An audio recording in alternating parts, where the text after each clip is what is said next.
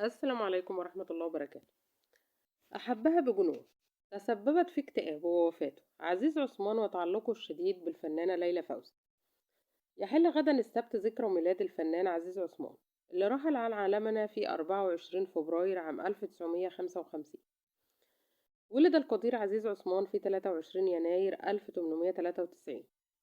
عمل عزيز عثمان في فرقة بديع مصابني، ويعد دور بلاليكا في فيلم لعبة الست مع نجيب الريحاني وتحية كاريوكا وماري منيب وعبد الفتاح القصري هو أهم أدواره.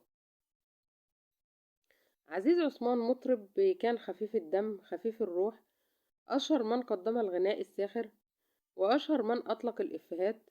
هو ابن الملحن والموسيقار محمد عثمان.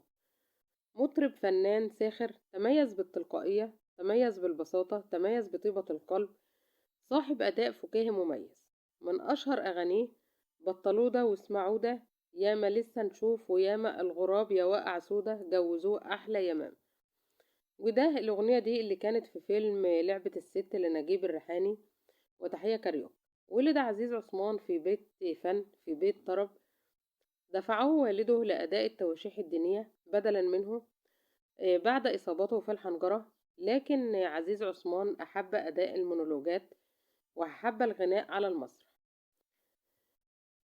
بدأ عزيز عثمان حياته مبكرا مؤديا لفن المونولوج مع فرقة علي الكسار، الذي كان مؤمنا بقدراته الكوميدية وكان بيحبه جدا وكان بيشجعه.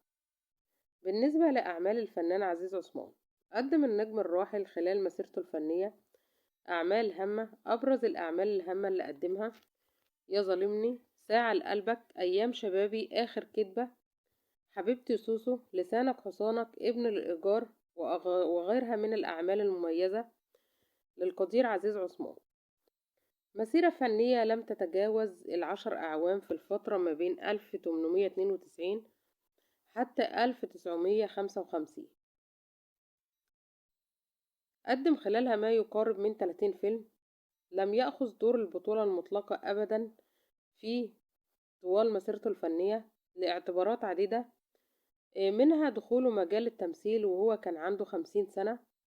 دخل مجال التمثيل في سن كبير جدا، مما طبعا يتنافى مع مقاييس النجومية في تلك الفترة.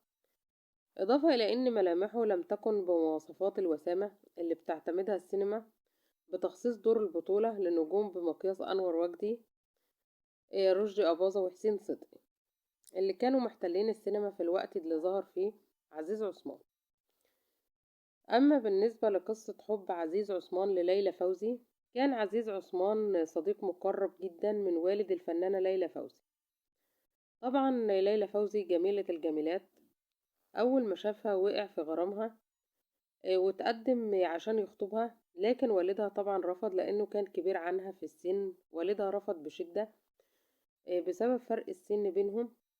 ولكن الغريب إن الفتاة أو الفنانة ليلى فوزي هي اللي أصرت على إتمام الزيجة دي. تزوجت من عزيز عثمان بعد عامين فقط، طلبت منه الطلاق. في الوقت ده رفض عزيز عثمان إن هو يطلقها أبدا، خاصة إنه عرف إن سبب الطلاق كان رغبة أنور وجدي إن هو يتزوج بها. لولا فوزي كانت حب الفنان أنور وجدي. ليلى فوزي قالت إن هي وافقت على الجوازة دي عشان كانت عايزة تتخلص من سجن والدها اللي كان بيلازمها في كل خطواتها وكان معاها في كل حاجة. بعد تدخل الأهل والأقارب وأصدقاء الطرفين، اضطر عزيز عثمان إن هو يلبي رغبة ليلى فوزي ويطلقها. ده طبعا كان رغما عنه وكانت حاجة غصب عنه. عزيز عثمان بعدها دخل في نوبة حزن شديدة ونوبة اكتئاب شديدة بسبب رفض ليلى فوزي إن هي تستمر في العيشة معاه، وكان زعلان جدا عشانها لأنه كان بيحبها جدا. بعد كده توفى عزيز عثمان حزنا على ليلى فوزي وطلاقه ليها.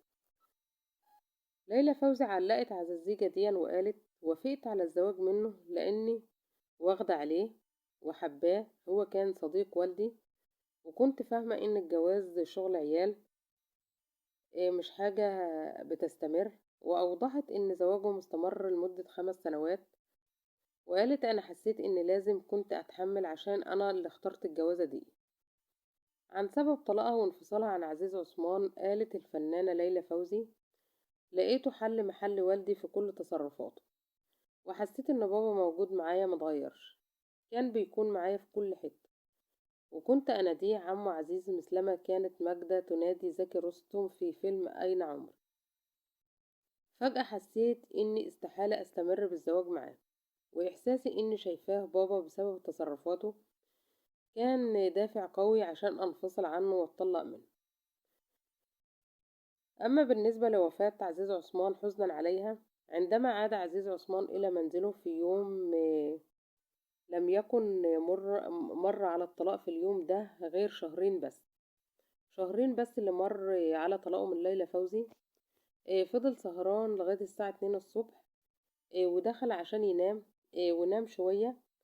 ولما الساعة جت 3 صباحا استيقظ عزيز عثمان مفزوع من نومه. وصحى الطباخ الخاص به، كان عنده طباخ وكان بيبات معاه. طلب منه ان يحضر له، يجيب له فوار لانه كان حاسس ان معدته تعبانه. وجاب الطباخ الكوبايه وعمل له الفوار. وقال له هات لي ازازه ميه غازيه. فشرب منها شويه، لكنه شعر بازدياد التعب عليه، ان التعب بيزيد عليه. ففضل يزعق على الطباخ ان هو يتصل بالطبيب. قال للطباخ ارجوك هات لي الطبيب دلوقتي. لكن الطبيب اعتذر عن عدم الحضور لان دي طبعا ساعة متأخرة جدا من الليل. شعر عزيز عثمان ان هو خلاص بيحتضر او ان هو روحه بتطلع. طلب من الطباخ ان هو يستدعي شقيقته. فجت شقيقته بسرعة. بعد مرور ساعة حضرت اخواته الاتنين. فطبعا شافوه لقوه جثة هامدة وسط الغرفة وتوفى. انهارت شقيقته، وكانوا زعلانين عليه جدا لان هما كانوا بيحبوه جدا. علق المخرج حلمي رفلة حينها الذي على وجهه الدهشة فور سماعه عن وفاة عزيز عثمان. قال لقد كان بصحبتي انا واصدقاء لنا، واتفقنا على احد الافلام وكنت هوديله العقد بتاع الفيلم. لكنه اصر ان انا ارسله له في يوم اليوم اللي بعد كده عشان يوقع. لكن ملحقش يوقع على العقد، وهذا قضاء الله وقدره. رحم الله الفنان القدير عزيز عثمان وأسكنه فسيح جنات.